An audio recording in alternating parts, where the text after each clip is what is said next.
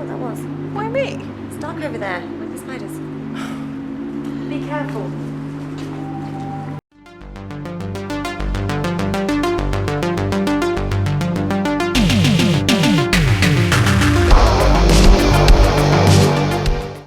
We are talking 2021's Bad Moon Rising, a practically zero budget werewolf movie. This is directed by Alistair McKay and stars Dani Thompson, a one-time glamour model here in the UK. Now she's probably the biggest name in it, and she actually wrote the movie as well. You've also got Lauren Peter and Honey Holmes in this movie, who make this Scream team, a kind of ghost hunting kind of team of women who go and investigate various apparent paranormal phenomena on some type of TV show. Now, the last two actresses are not as well known. They have a reasonable amount of credits, but they mostly are either B movies, extras in films, or kind of body doubles. So, as I said, this is a low budget British werewolf flick, and the Screen team are contacted by someone in Bulgaria who wants them to come and investigate a sort of mystery that's happening in their kind of small village. Now, we learn that the Screen Team TV programme is just about to get cancelled, so that they are offered a reasonable amount of money to go to Bulgaria, investigate this small village where people are going missing and are turning up dead, and they decide that they're going to go. And when they are there, of course, we find out that there is something going on, and it could be a werewolf, or possibly even more to it than that. What will happen? You'll have to watch the movie and find out. So, very low budget. This is put out on the kind of the new Vipco label. Don't be expecting high production value with this one. What can I say? In the plus column, what works in this movie? Okay.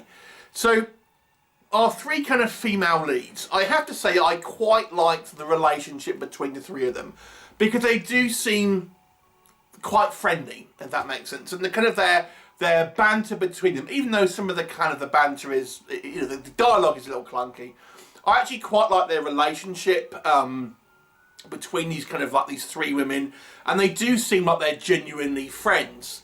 I also like the fact that, you know, you've cast someone like Dani Thompson, renowned for being a glamour model, primarily, I would say. And, you know, you would expect, and she has done it in many films, it to be kind of somewhat over-sexualised, but it isn't the case in this one. They're just kind of playing like regular folk, so to speak. And I actually kind of quite liked it. It doesn't, maybe it's because Dani Thompson wrote this, and the kind of these characters just seem like, you know, more or less everyday kind of like women, so to speak. They're the way they have their conversations, what they talk about, their attitudes and things like that. And even, as I said, there's never scenes here where they're kind of over-sexualised, and all that might be disappointing for some. I actually kind of prefer a somewhat more grounded approach. What else can I say? The movie has an interesting twist. I'm not entirely sure it worked, but it's certainly an interesting twist. Obviously, I'm not going to spoil it for you. That comes apparent right at the kind of the end of the film, and it certainly tackles a potentially serious subject matter with a kind of horror twist. Hard to really talk about, obviously, without spoiling anything, but that's all I'll kind of say. So that's kind of all I'll have to say. And obviously, we do have to kind of bear in mind, this is, I would say, practically a zero budget film. So, you know, don't be expecting anything too, you know, high concept here. But realistically, what doesn't work in this film? Okay, so obviously the budget's one of the big problems here, because they really can't afford to do anything. There's very little in regards to kind of special effects. The werewolf is on screen like fleetingly, like for a few seconds. That's towards the end. That's basically it. And when we do see this werewolf, it's kind of like, it looks like a, you know, the kind of the old Universal Wolfman thing, but even kind of less impressive than that. And amusingly, he has his shirt tucked in, which I thought was kind of funny. But there you go. Yeah, so not much in regards to actually kind of on-screen VFX. And what we do see, as I say, is mainly kind of POV shots with kind of like a red filter and CGI blood and things like that. So we don't really see much in regards to the VFX. There are some technical elements here that I feel are on the poorer side. The two big ones that stand out for me are some of the kind of the audio here. So we have, we have sequences where they're actually like, what's being filmed is kind of them filmed. So we have they're making this kind of screen team kind of TV show. So we can see that they got a boom mic, or at least they have a proper boom mic. But it doesn't appear that they're actually using it, because quite often you'll have dialogue coming from someone else, someone standing somewhere where the dialogue just isn't picked up. And someone's kind of talking, and you can't even hear them sometimes. It's not as if they're poorly; you can't even hear them at all on occasion. So the audio is really kind of choppy. And the other thing is, some of the camera work here is pretty bad. I mean, there are sequences where they're using a tripod, for example, and it's steady, but there's kind of like shaky cam when it's just like maybe a kind of a static shot, and it's kind of like, facing from the ground upwards and things like that, and it's just shaking all over the place. And thinking, why? This to me would have been better had they decided to make it a found footage movie, because of the low budget, and because of the idea here that we are having this kind of lower budget TV show, this kind of paranormal investigation show. It strikes me that they would have got around a lot of the kind of the lower budget issues had they gone for a found footage aesthetic, but they haven't. It's a traditionally filmed movie, although there are a couple of sequences that are kind of filmed through our mockumentary cameras, so to speak. But yeah, I think they could have circumvented a lot of the kind of the budgetary issues by going the found footage route, but they didn't. So there's some other strange choices here. Honey Holmes' character, for some reason, is wearing an awful blonde wig through the entire film. I don't know why. It's never addressed. Are we meant to believe that's her real hair?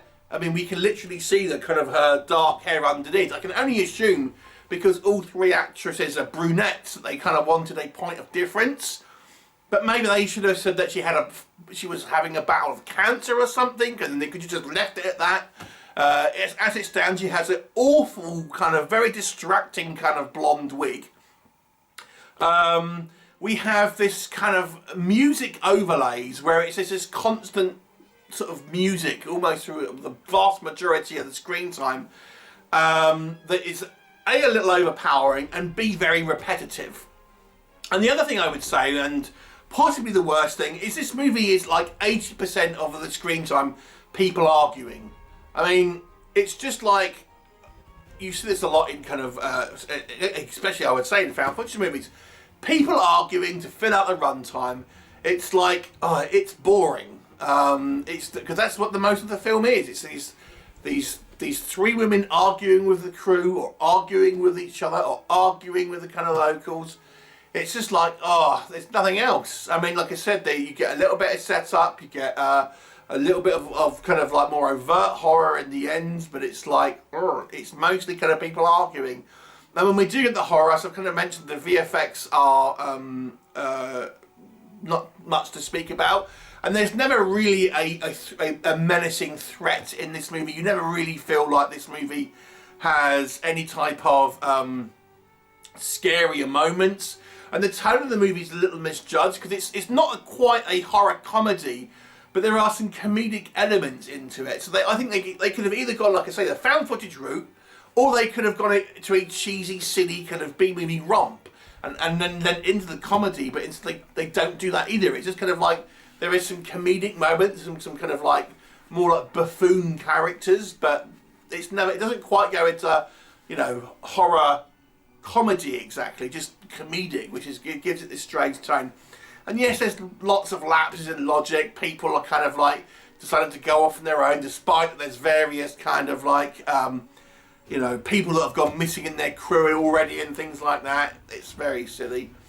Not much to recommend this one, unless I guess you are just a big Dani Thompson fan, or a fan of these other two like ladies who played the kind of our leads here. It's pretty you know, nondescript. And I have to say, like I've alluded to as well, the acting here isn't the best. The dialogue isn't particularly kind of like believable. And the technical elements here are shoddy. It's very little to recommend this one. I find this one hard to rate any higher than a 3 out of 10, which I think I'm being fairly generous with. You know, I say the twist at the end was a bold choice, so this is why I gave it a 3 rather than a 2. I don't think it makes a lot of sense, and it could have played up more of the. It presents a serious subject matter, which is kind of glossed over, but more could have been done with it. But in a way, I kind of quite like the bold swing of the end, even though I don't think it particularly connected. So I'll give it, again, a 3 out of 10. Have you seen it? What did you think of it? Leave me a comment, and I'll look forward to seeing you next time. Bye for now.